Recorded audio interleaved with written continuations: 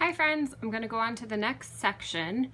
Now before I do, I just want to remind myself what just happened, since this book is telling the story of the American Revolution chronologically. I know that whatever happened last is going to lead to what I'm going to read about today.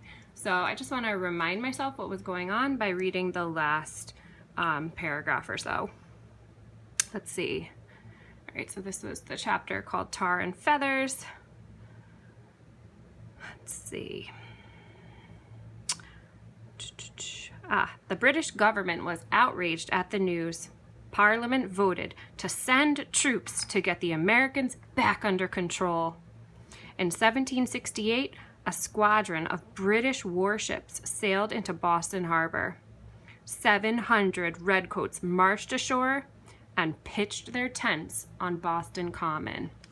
Oh, okay, so the British have decided that the Americans are out of control, they are unruly, and so they've decided to send a whole bunch of soldiers, 700, to come here to Boston Common and to keep them in line. All right, let's see. Lobsterbacks. On Friday, September 30th, 1768, Paul Revere wrote, "The ships of war arrived. The soldiers landed on Long Wharf. They formed and marched with insolent parade, drums beating, fifes playing, up King Street. The sun shone on their brightly polished boots and shining muskets. The redcoats were an impressive sight. But it wasn't all comfortable to be a British soldier. Their red wool jackets were hot and itchy. Their white pants were so tight that they had to be put on wet. Then, as they dried, they got even tighter and pinched cruelly.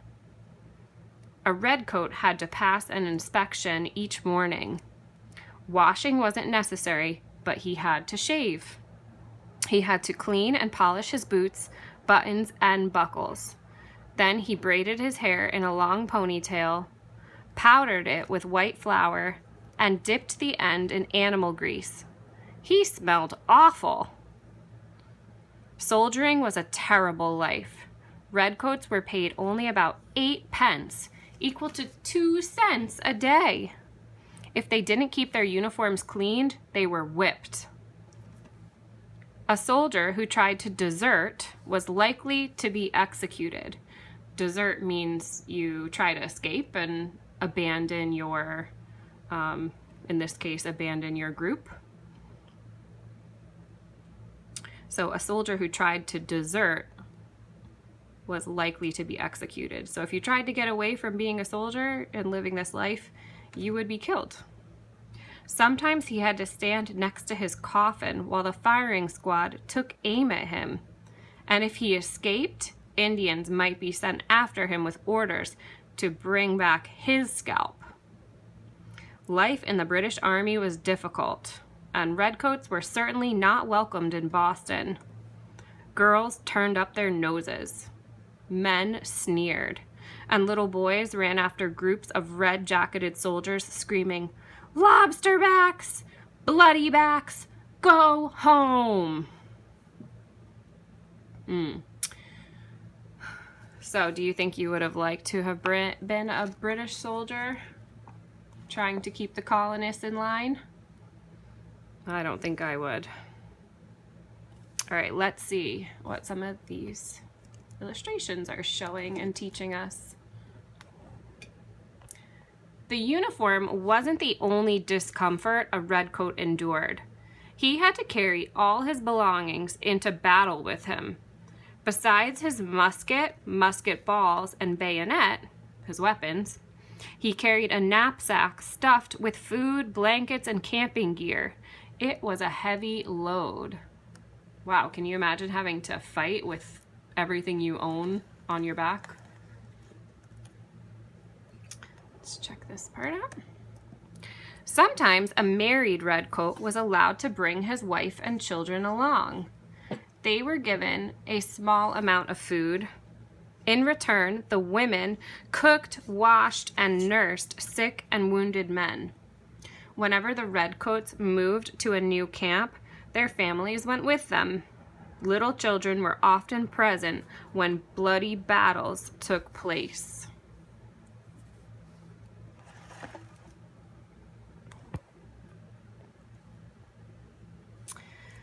A cat-o'-nine-tails was a whip made of 9 knotted ropes or leather thongs fastened to a handle. Soldiers were punished by being whipped on their bare backs.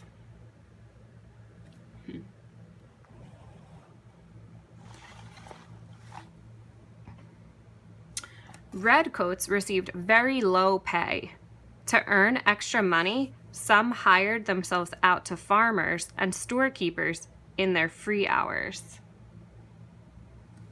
Interesting. So they might actually end up doing some work for some of the colonists that they are there to control. Can you imagine? They only made 2 cents a day, what was equivalent to 2 cents. That is not a lot.